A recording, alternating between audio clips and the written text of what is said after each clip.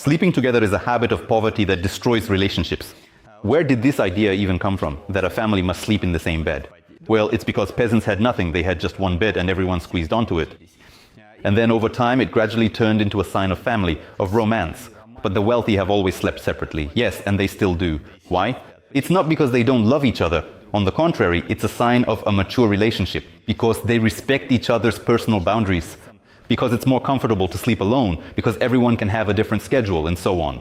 I'm not even touching on that right now. The deeper esoteric aspect of this, because when two people sleep together, their subtle bodies begin to intermingle. Therefore, if it is possible, it is preferable for spouses to sleep separately. Well, generally speaking, of course, there is a grain of truth in all of this. I myself try to sleep alone most of the time. It helps to safeguard your mental health. It enables you to achieve proper rest. It is a vital process where you experience a deep and genuine sense of rest. It also helps with practices. For example, if I want to practice out-of-body experiences, naturally I will sleep alone, because any rustle, any movement from someone nearby can bring me back into my body. Regarding the intermingling of energies, well, we intermingle energies with everyone around us anyway. That's not the most crucial point. The most crucial point is rest. That is, there should be complete silence around you. There should be a sense of peace. And in this state, you begin to truly relax. If you can't relax because you're sleeping with someone, well, at some point you'll snap, meaning it will overload you. So I completely agree with the person. It is another matter how he explains it when it comes to the past.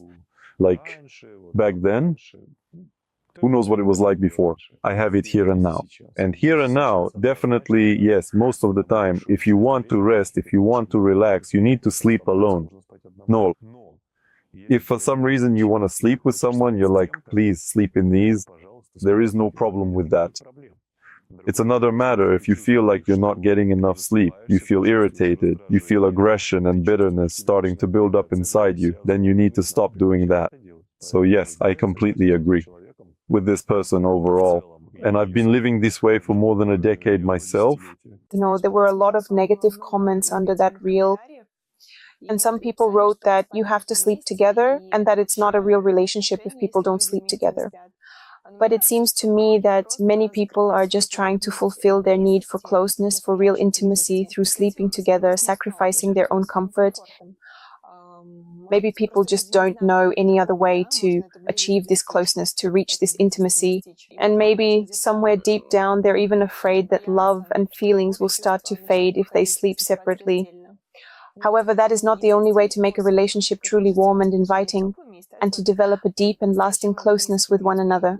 And perhaps you already know how to reach that special state, or how to achieve that level of intimacy and authentic connection with each other.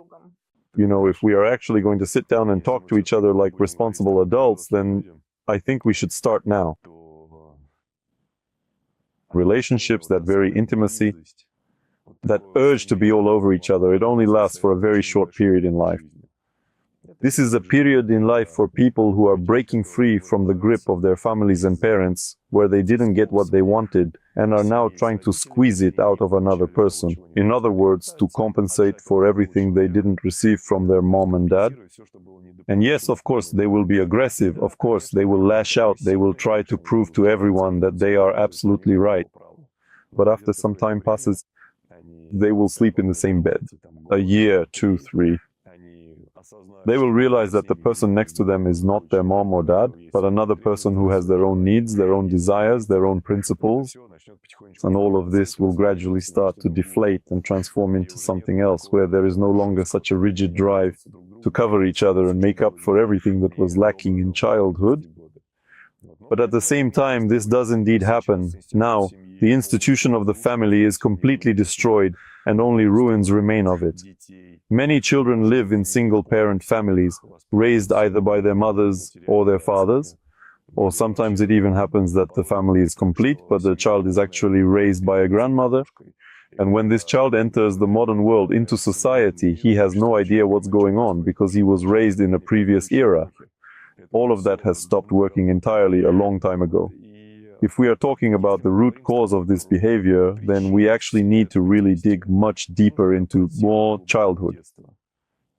This is the place where the child is formed. where he is supposed to receive the essential benefits and the care that parents provide him.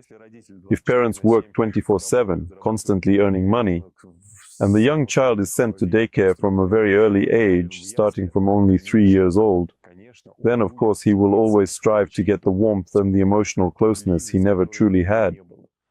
He will strive for this. But when he gets it, he will set completely different goals and objectives for himself. His principles, his worldview will transform, and questions like whether to sleep in the same bed or in separate beds simply won't bother him at all. But if this topic is sensitive for him right now, then let him sleep in that same bed.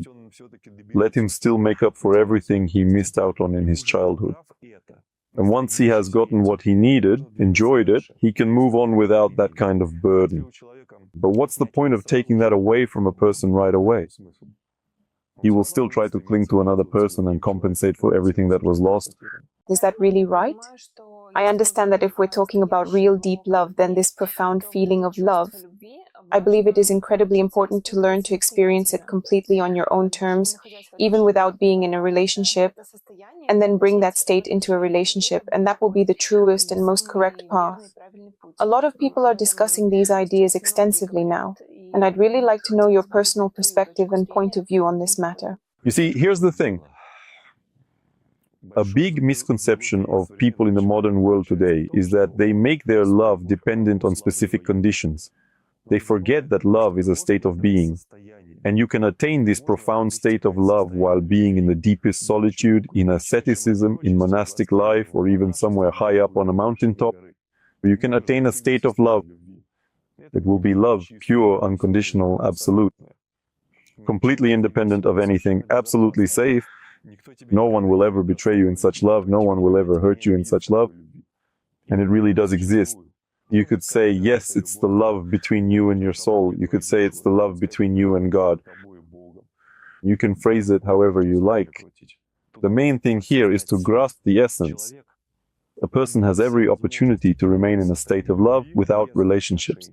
Yes, we can experience the feeling of love when interacting with another person, but most likely it will all end very quickly. That's an obvious fact. You won't be able to stay in a state of romantic love for very long if you start living together with another person. Eventually it all transforms into deep mutual respect, into daily habits, into a certain laziness to do anything else, and so on. It becomes a more down-to-earth, mundane state. And that's not about love. But that very love, when you feel like you can move mountains and cross oceans, when nothing can stop you, when no one can do anything to you, when you're simply soaring above this world, that state can be achieved without the help of another person, without the help of a relationship. That's why people who become monks don't go insane. They feel perfectly fine being alone by nature. And if we're talking about that sincere, pure, genuine love, you don't need a relationship for that. But if a person wants a relationship, if they experience love in a relationship, that's wonderful. But it is not simply about the relationship itself. Rather, it is about the specific emotional state they allow themselves to be in. And in this modern world, within modern relationships, even if a person has truly experienced deep love for another person, they will not stay in that state for very long. Eventually, it will all come to an inevitable end. And it will end rather quickly. That's why from time to time when this topic comes up, I say that conditional love is dead from the start. It's doomed to end. And only love, unconditional love, pure love, and absolute love, whether it is for the soul or for God, it doesn't really matter.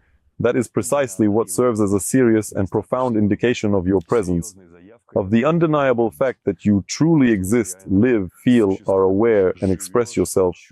You express yourself as an essential part of the original infinite whole. Do you have any specific daily practices that allow you to experience that state when you feel like you can literally move mountains, cross the widest seas, and you feel that divinity within you? Of course, it's an integral part of the path. The practice is to experience that state, to find it within yourself, to feel it deeply and to remain in it. For some it comes easily, simply and effortlessly. For others it takes years. I am among those people who spend quite a lot of time to enter this state, without any outside help, so to speak, individually. It's a wonderful state, but sometimes it's not so easy for people who are on this path to achieve it. but it is an integral part of the practice path. It's a step that every practitioner reaches sooner or later. Therefore, of course, the practices and exercises that I demonstrate in one way or another go through these states and move further. We do not limit ourselves to these states. We move forward, transform ourselves, and realize our intention. I actually know that you have master classes where you teach your students practices where you can experience such states. Maybe also in some of your other courses or somewhere else. Please tell us how one can find this and what opportunities there are to try these practices for yourself. Yes, these are available both in the master classes, which are held periodically, and in the courses. These practices are included as well. And these practices are included in the first, second, and third courses. And there, each time I demonstrate them from different angles with different manifestations and intensities of the process, using various approaches and techniques. There isn't some universal technique that works for everything. There are many different approaches to doing this. And each practitioner chooses something that resonates with them, something they like, and they practice, train, and achieve these states. Again, it's impossible to give any exact numbers. Like you train and in a week you'll experience it. It's not that simple. It's unknown. However, the people who practice it all will successfully achieve it. Although sometimes it takes quite a long time. I know that in some spiritual and esoteric teachings, it is believed that during intimate contact, there is an exchange of energies. This occurs between partners. And constantly changing your choice of partner can lead to the mixing of different energy fields, which, according to some, may cause a significant and serious energetic imbalance. What can you say about this? This is an incredibly complex and multifaceted topic. First of all, we are continuously and perpetually exchanging energies with the entire environment that surrounds us. And it really does not matter in the slightest if it's a person, a process, a phenomenon, an alien consciousness, or even a non-alien consciousness. A being. We are constantly exchanging energy with the external world. This process never even stops. When we are asleep, that represents the first and second points of the cycle.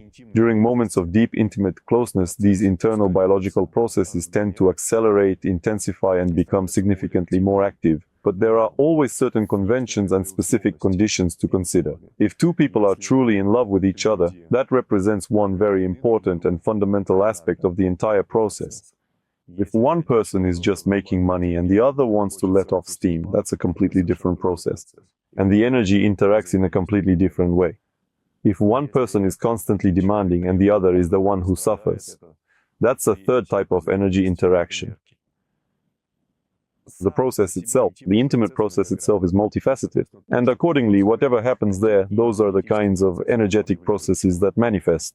We could talk for a very long time about all sorts of different variations on this topic. And by the end of this story, the people listening to it would already have forgotten how it all began. That's why any topics about how it works, how it's structured, are fine. Whether it's good or bad, in my case, I start by saying, guys, develop your extrasensory perception. Learn to feel energy, and you'll see what's happening with you at any given moment. Because intimacy with the same person can be different each time. It can vary from one time to the next. And this is just a word. Intimacy by itself doesn't actually mean anything at its core. I can even say more than that. Powerful energetic processes and mutual transformations are set in motion simply through the exchange of fluids between people. And what is the exchange of fluids? A kiss. Kissing is no longer considered intimacy for us, but the very fact of exchanging fluids triggers transformation processes. It's a powerful and significant exchange of energy, and this is something that absolutely should not be overlooked either. And so when you see the energy, when you feel it, when you perceive and are aware of it, it becomes completely impossible for anyone to deceive you. It's no longer possible to miss the moment, because you are present in the moment in your real time, clearly seeing and deeply feeling exactly what is happening. And by seeing these various things, you can respond to them. You can intervene in processes that don't suit you. When you see it, when everything is obvious, when everything is purely theoretical and not yet real. On the level of, say, I asked someone and they didn't answer, none of that matters in real time. It means absolutely nothing. It has absolutely no inherent value, which is why there are so many different ways to engage and interact with the flow of energy, both during physical intimacy and during a simple kiss. During an ordinary conversation with each other, it is completely and utterly impossible to properly navigate and sort out all of these complex questions and answers, perhaps because there are too many facets. Extrasensory perception. Training, exercises, and developing this ability open your eyes, and you no longer need anyone to explain what's happening in front of you. It's the same as when a person who has never seen before, thanks to technology or some medical intervention, begins to see. That's it. He doesn't need anything explained to him anymore. Everything becomes obvious to him. And it's the same here. When a person develops their extrasensory abilities, they no longer have any questions. They simply observe what is happening and then either accept it or start to change something in their life. 95% of people don't even realize that within them lies a power that grants access to any possibility, a successful business, strong relationships, health, and self-fulfillment. It allows you to hear your soul and remember your true nature, your divine nature. This power is your energy. When it is blocked, you feel tired and upset. But when your energy flows freely and without obstacles, you are full of strength and capable of achieving any goal. Everyone can feel the movement of energy in their body. Are you ready to see this for yourself right now? I've prepared a practice where, in just 3 minutes, you'll become aware of the state of your energy and be able to activate the inner power that has been blocked for many years. The practice is available for a limited time. Right now, follow the link provided below the video and unlock the incredible source of power within yourself. Regarding frequent changes of partners, again, we need to start the conversation by clarifying which body we're talking about, male or female. Because male bodies function one way and female bodies function another way. It's not the same thing. And you shouldn't try to act like a man if you're a woman.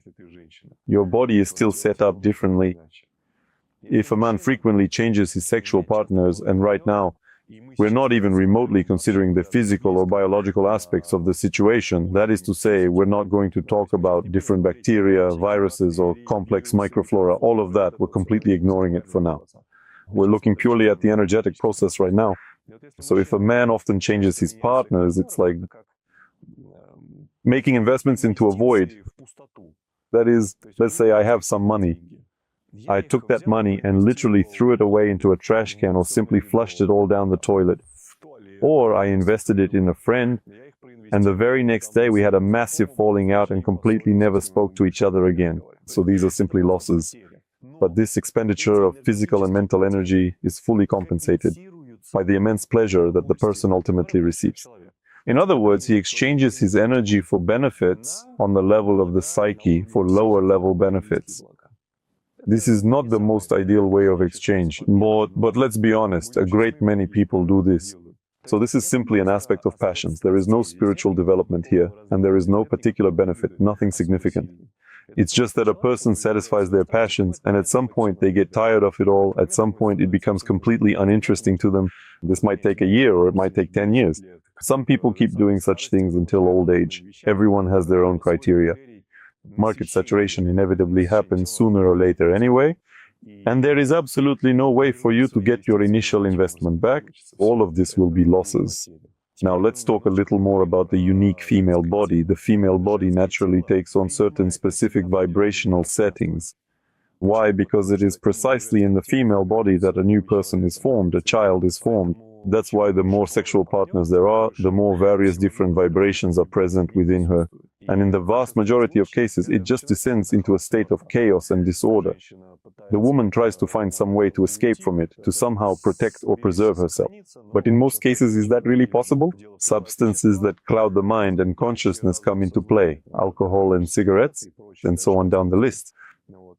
Or else are there some kind of psychological breakdowns, and then it's medications, all sorts of drugs, depression, all kinds of medications that make you happy for a while simply by affecting your hormonal system or introducing certain substances into your bloodstream.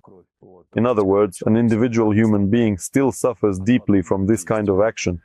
I have never met a single person, whether they are actively practicing these things or not, it really makes no difference at all, in a female body.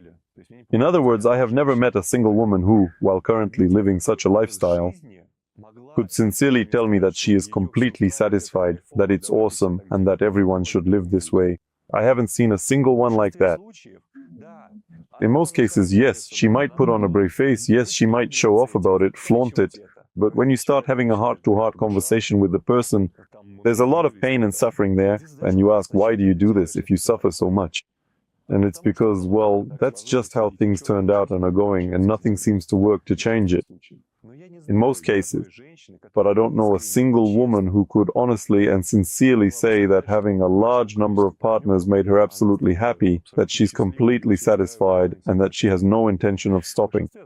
In most cases, it's a problem. It's a problem that, like a snowball, gradually builds up and eventually bursts out. And it's quite difficult to deal with this problem because with every sexual partner, an energetic connection is formed. And you can't break this energetic connection with any kind of pills. No amount of alcohol can burn it away or wash it off. These energetic connections remain for the rest of a person's life. So just imagine, let's say you have, for example, 200 energetic connections with all sorts of men. And each of these 200 men is experiencing some emotions, doing different things. And through these threads, you receive all these impulses into your body at the same time. What is that like? Well, just imagine what if 200 phones called you at once and all these 200 phones are plugged into your ear. And every single caller is trying to say something to you. You would go crazy from that instantly, immediately. And this happens permanently, regularly. It never stops. When you're awake, it's happening. When you're asleep, it's happening. Naturally, a person tries to somehow shield themselves from it, distance themselves, and cloud their perception. However, that still doesn't address the main problem. Are there actually any ways to break these connections, these threads? Yes, and that is exactly the reason why there are specific practical exercises, even included in the very first course, that allow you to burn through all of these connections. Naturally, if a person practices, if they train, if they use these practices, these connections are broken, and the person becomes free from these endless phone calls where it's impossible to hang up. And a completely different life begins. It's a completely different awareness. It's like, when you go to a nightclub and can't leave, the party never ends, the pounding music keeps going, and then suddenly, at some point, the music stops. You find yourself outside, and there's silence all around. It's a wonderful state, and all of this is achieved through practice. And for this, you don't need any medication, any substances, or any endless running away from yourself. That's it, you free yourself from all of that. But you need to know how to do it. And that's exactly what I talk about. Then people who come to me with this problem after doing this practice become completely different individuals.